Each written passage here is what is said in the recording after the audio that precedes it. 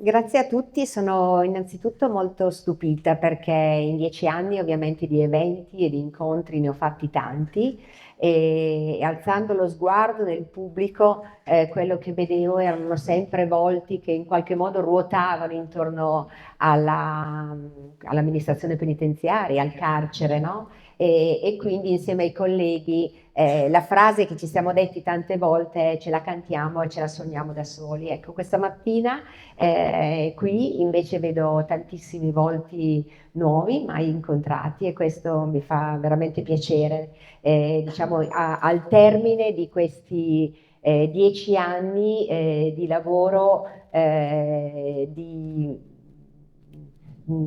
diciamo di tentati interventi di tutela dei diritti delle persone private della libertà personale all'interno dei luoghi di privazione della libertà.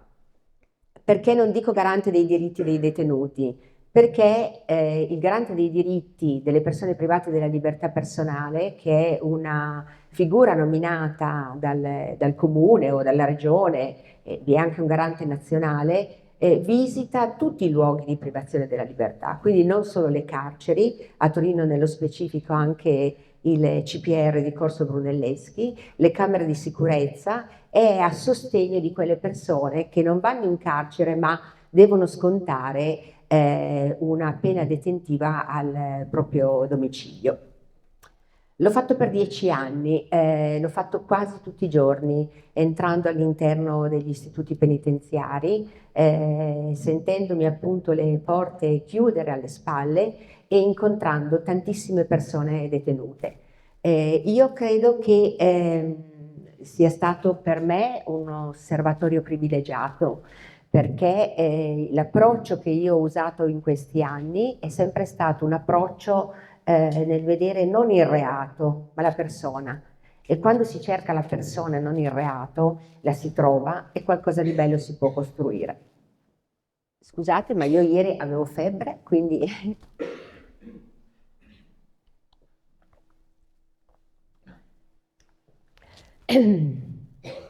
il carcere di Milano San Vittore è al centro della città, il carcere di Torino è in periferia della nostra città. Tante volte ci svegliamo al mattino ma non ci ricordiamo che esiste un istituto penitenziario dove dovrebbero esserci 980 persone a scontare una condanna, ce ne sono 1480 con un sovraffollamento del 138%, che vuol dire dove ci sono, dove dovrebbero esserci 100 persone, in realtà ce ne sono 138. Come sono le condizioni strutturali della casa circondariale Russo Cotugno? Sono pessime. Le pareti sono ricoperte di muffa in tante celle dove le persone dormono e dove le persone senza una porta di chiusura fanno i loro bisogni mentre il compagno di cella un po' più in là tenta di cuocersi la pasta asciutta. Quante persone lavorano nel carcere di Torino? Su 1480 le persone impegnate a lavorare sono 50. Le altre che cosa fanno? La maggior parte delle persone passano il loro tempo, come lo dicono loro, perché il linguaggio carcerario, tra l'altro, è ricco e molto curioso, dal carrello alla branda, che vuol dire dall'ora del pasto all'ora di andare a dormire. Nel carcere di Torino, come in tanti altri istituti penitenziari, si cena alle 5 di pomeriggio, alle 17 passa il carrello e tante volte ho incontrato ragazzi, il carcere ha un numero elevatissimo di giovani rispetto a quando io ho cominciato 10 anni fa questo mandato. Voi pensate che nel carcere di Torino, dedicato agli adulti, il 15% invece è rappresentato da ragazzi che hanno un'età tra i 18 e i 24 anni. Perché quando si compie un reato a 18 anni e un giorno, si viene giudicati da un tribunale per adulti e quindi non si va a scontare una pena all'interno del carcere minorile, ma lo si sconta all'interno del carcere per adulti. E ogni giovane che entra nel carcere, noi dobbiamo sapere che è un giovane che noi perdiamo. Perché vi dico questo? Perché quando io vado all'interno del carcere faccio colloqui individuali, come vi ho detto prima, con le persone detenute. E in queste stanzette squallide, dove tante volte il pavimento è ricoperto da cadaveri di scarafaggi della notte, senza sedia, la persona detenuta gentilmente mi porta lo sgabello per sedermi e mi appoggio per scrivere. Questi giovani arrivano a colloquio, arrivano con lo sguardo a terra, arrivano con le ciabatte ai piedi, arrivano con la loro felpa, con il cappuccio tagliato, perché in carcere la felpa col cappuccio non puoi tenerla e il cappuccio era una protezione che questi giovani non hanno più. E mi chiedono tante volte come funziona il carcere, che cosa fanno lì, come si fa ad avere un avvocato, con timidezza e con un senso di, così, anche di vergogna. Mm. Se io torno nel carcere dopo 2 settimane, guardo nel cortile del carcere, questo mi è accaduto tante volte, credetemi, e vedo questo stesso ragazzo camminare all'aria nelle vasche di cemento, avanti e indietro. In carcere si cammina sempre in 3. Allora uno in mezzo e uno a sinistra e l'altra persona a destra. E quindi lo vedo che cammina con una persona a destra e una a sinistra di un'età molto più grande della sua. Non ha più le ciabatte nei piedi, ma ha un paio di Nike, sempre di plastica, che qualcuno comunque le ha procurato, e le sue spalle non sono più curve, ma sono spalle dritte. Vuol dire che quel ragazzo noi l'abbiamo perso perché è entrato in un sistema dove deve resistere al sistema carcerario e dove gli insegnamenti sono più forti di qualunque altra situazione lui possa incontrare. Io ho aspettato a fine mandato per far uscire un libro, non voglio farmi questa pubblicità, però questo libro che si intitola 18 più 1 vuole raccontare, per chi volesse insomma approfondire, la vita di questi giovani all'interno del carcere. Ecco, io credo che si debba investire perché non è un problema che riguarda solo quelli che sono dentro, ma è un problema che ci riguarda tutti, perché poi intanto quando escono sono più arrabbiati di prima, quando escono si faranno più di prima, perché comunque chi pensa che il carcere è un luogo di legalità dove non è possibile consumare stupefacenti sbaglia, perché sono alla portata di tutti. Chi pensa che si possa uscire con facilità dall'uso di psicofarmaci sbaglia, perché gli psicofarmaci vengono dati così almeno si sta più tranquilli. Chi pensa che sia un luogo di cura sbaglia, perché io ho visto ragazzi feriti dai piedi alla testa con gli strumenti più rudimentali e quando io domandavo perché tu ti fai questo, la risposta era perché così io sento meno tutti gli altri dolori. Gli atti di autolesionismo sono tantissimi, così come i suicidi. Ieri siamo arrivati al 62esimo suicidio in carcere, un ragazzo di Modena di 24 anni si è tolto la vita con i lacci delle scarpe. Si muore il 20% in più di suicidio in carcere, per non parlare delle morti naturali.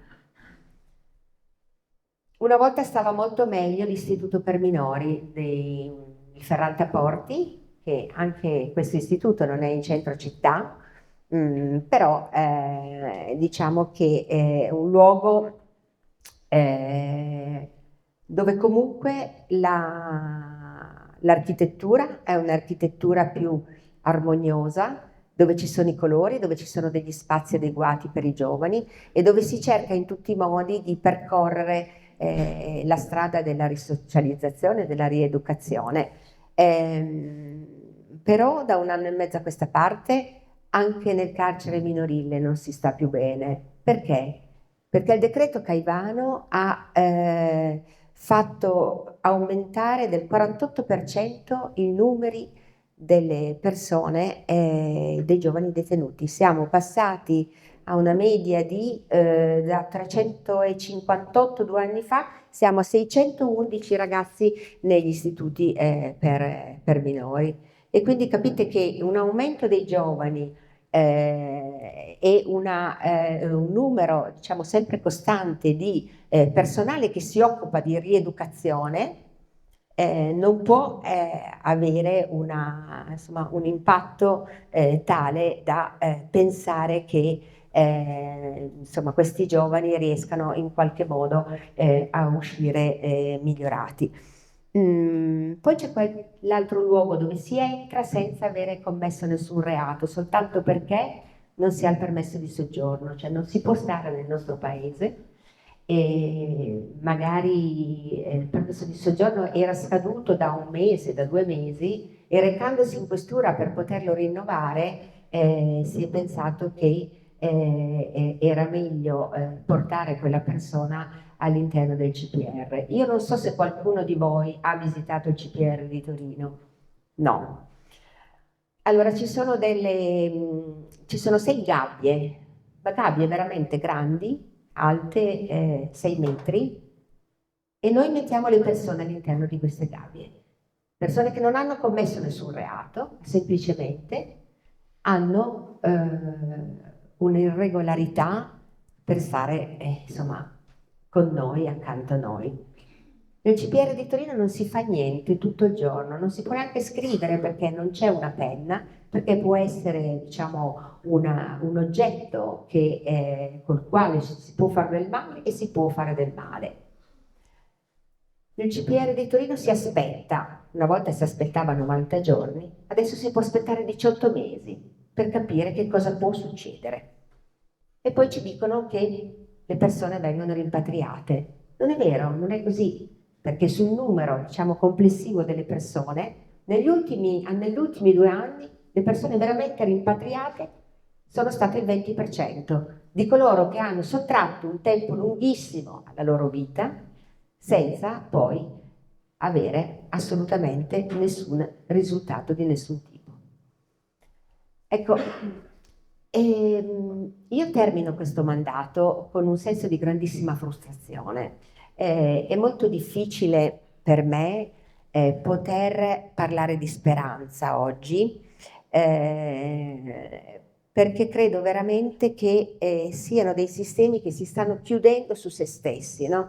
Quindi perché è compito nostro far sì che non accada? Voi pensate che nelle carceri prima del Covid entravano 18.900 volontari, oggi ne entrano 8.000 in tutta Italia, ma non perché sia venuto a meno il desiderio e la voglia di entrare a fare volontariato in carcere, perché si stanno complicando talmente tanto le procedure di ingresso che ovviamente le persone non hanno più, diciamo, il desiderio di aspettare e attendere, di portare il proprio sapere a qualcuno che sta aspettando, che sta scontando una pena. Ecco, secondo me questo è molto grave ed è un punto sul quale io credo che tutti noi dobbiamo investire ed insistere, perché le persone detenute non vanno lasciate da sole, perché le si possono recuperare, ma soltanto se si dà un senso. Si dà un senso a questa detenzione, a questo vuoto. Dov'è che io ho trovato qualche volta il senso in tutto questo? Un paio di volte l'ho trovato. Ecco che allora questo pezzo di speranza lo voglio portare. Io ricordo un giorno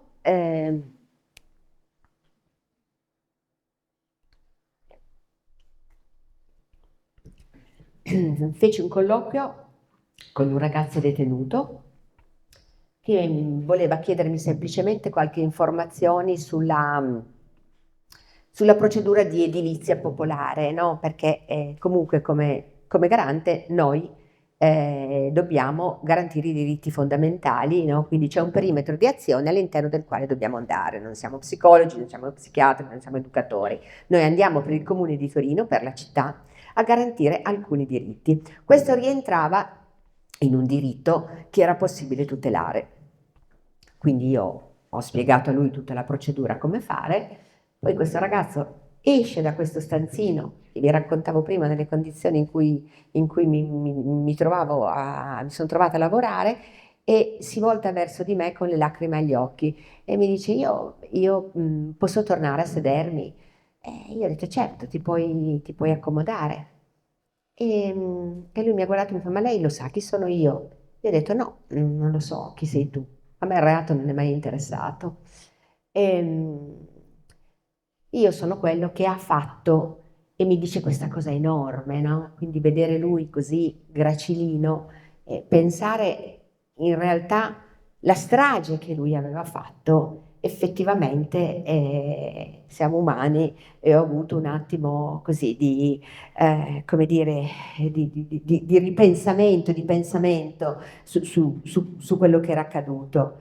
Però lui ha continuato e mi ha detto: io devo scontare una condanna altissima, e mi ha detto gli anni che erano veramente tanti, smisurati, tra l'altro, per il tipo di condanna. Però io non posso pensare di tornare nella mia città senza essermi riconciliato con la mia città, perché da un lato glielo devo e dall'altro loro devono capire che io non sono solo questo tipo di persona, quello che ha fatto questa cosa terribile.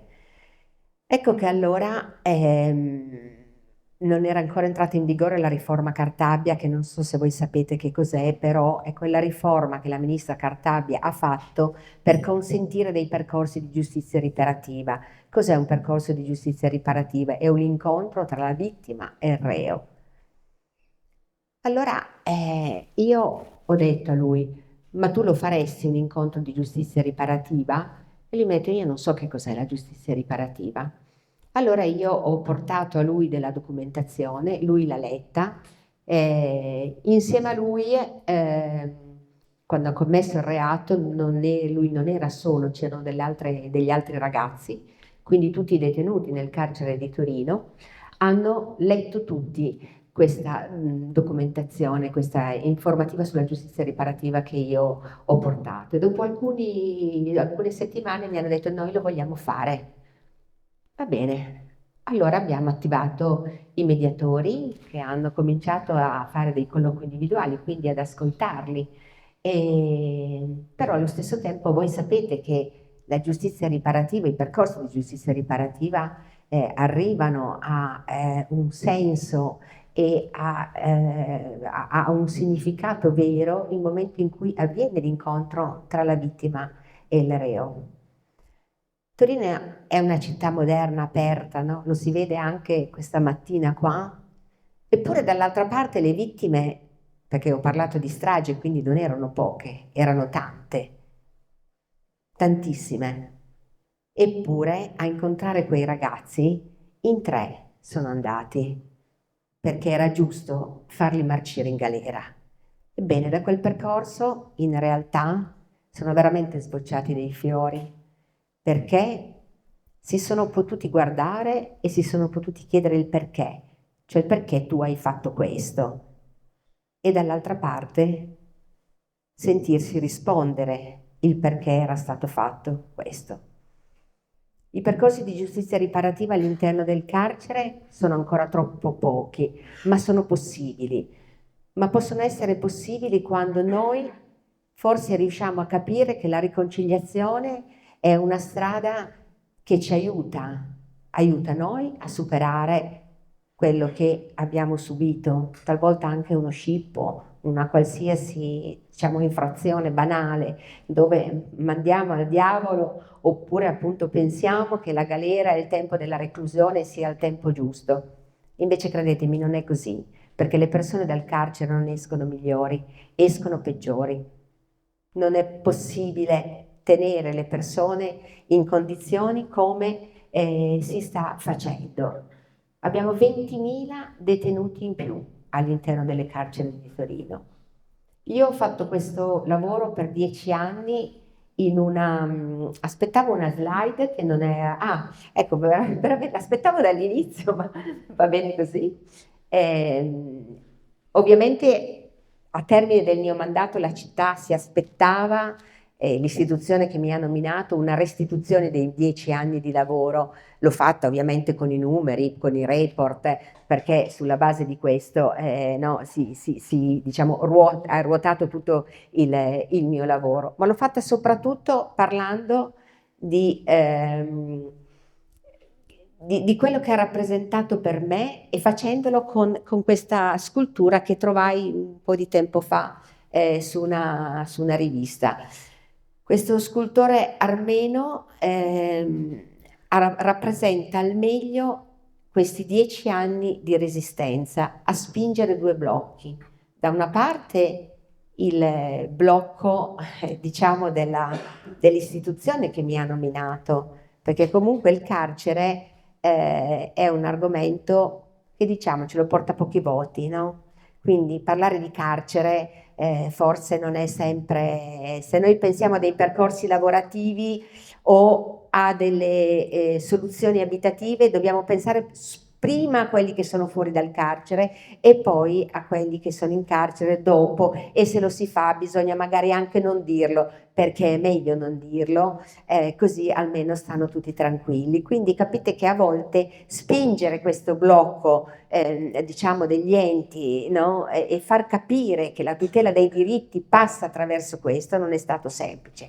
E dall'altra parte sicuramente l'altro blocco di un sistema che è sempre più securitario. Nel Ferrantaporti, dopo 30 anni che gli agenti della polizia penitenziaria erano vestiti normalmente per avere così un approccio più umanizzante verso i ragazzi, sono tornati a indossare la divisa.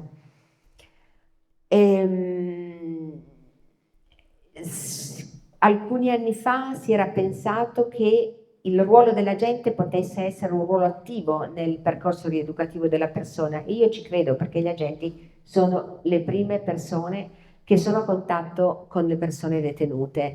In realtà da un paio di anni si è pensato che invece è meglio che non sia così. Quella che avevano chiamato la sorveglianza dinamica, che era anche così dinamica nel vero senso della parola, quindi con relazioni, interazioni, adesso non è più possibile realizzarla, perché c'è un percorso con una circolare di 2 anni fa che è per merito, cioè la persona detenuta entra in carcere, deve essere isolato per un periodo di tempo perché deve essere osservato. Quindi in quell'osservazione passa ad una, diciamo, situazione meno rigida, ma pur sempre diciamo, tenuta sotto controllo per capire le attitudini. Peccato che le attitudini dovrebbero essere capite dalle persone che hanno in mano il percorso rieducativo dei detenuti, gli educatori. Voi sapete quanti educatori ci sono per 1480 detenuti nel carcere di Torino? 14 educatori. Vuol dire che hanno più di 100 detenuti da seguire e ovviamente non riescono, no? E quindi che cosa si fa? È meglio che le persone detenute restino più tempo chiuse in cella, così è più facile, no? Osservare e cercare di capire come fare questi, diciamo, percorsi di risocializzazione. Poi questa scrittura mi è piaciuta moltissimo perché ha questo fil di ferro tutto intrecciato che per me rappresenta le reti che sono riuscita a costituire in questi 10 anni. Perché quando uno entra in carcere, no, a volte viene così arrestato senza pensare, avere la possibilità di farsi una valigia e di portarsi le cose da casa, no? Quindi magari si stanno anche una settimana con le stesse mutande, gli stessi calzini, no? Fin quando qualcuno decide di insomma, sostenere, diciamo, questi percorsi. Questo è l'esempio, diciamo, che sembra più banale, però se voi ci pensate non lo è tanto banale, perché voi pensate alla dignità di una persona che deve chiedere le mutande. Non è semplice questa cosa. E noi abbiamo fatto anche quello, no? Partiamo proprio dall'ultima cosa che abbiamo fatto. Come le persone non sono tutte della stessa religione e quindi il dialogo interreligioso o la possibilità di pregare attraverso non solo al cappellano ma a altre figure, al prete ortodosso, all'imam, ha un'importanza fondamentale e lì vai a tutelare un diritto e quindi no, la rete sul territorio è servita a costituire tutta una serie di diritti che l'amministrazione penitenziaria, cioè lo Stato che ha in custodia le persone, non riesce a fare. Voi pensate che tutti i lavori dell'amministrazione penitenziaria, quelli che vengono chiamati lo scopino, lo spesino, perché in carcere si chiamano così, tutto ino, no? Diventa tutto piccolo. Se un detenuto deve fare una richiesta, non fa una richiesta, fa la domandina, no? Processo di infantilizzazione della persona. Il carcere viene mantenuto dagli stessi detenuti che lavorano a dei prezzi bassissimi. Se un giorno i detenuti in Italia smettessero di servire l'amministrazione penitenziaria, vorrebbe dire che il sistema si ferma. Allora io concludo questo mio intervento, vi ringrazio tantissimo perché è stata una bella opportunità conoscere questa realtà che organizza e poter parlare e credetemi facendolo in maniera molto più libera di un tempo, con meno equilibri, meno rischi, perché anche questo è un altro argomento che il carcere è rischioso, è un luogo pieno di conflitti e quindi anche figure come le mie a volte fanno fatica a svolgere il proprio lavoro. Grazie.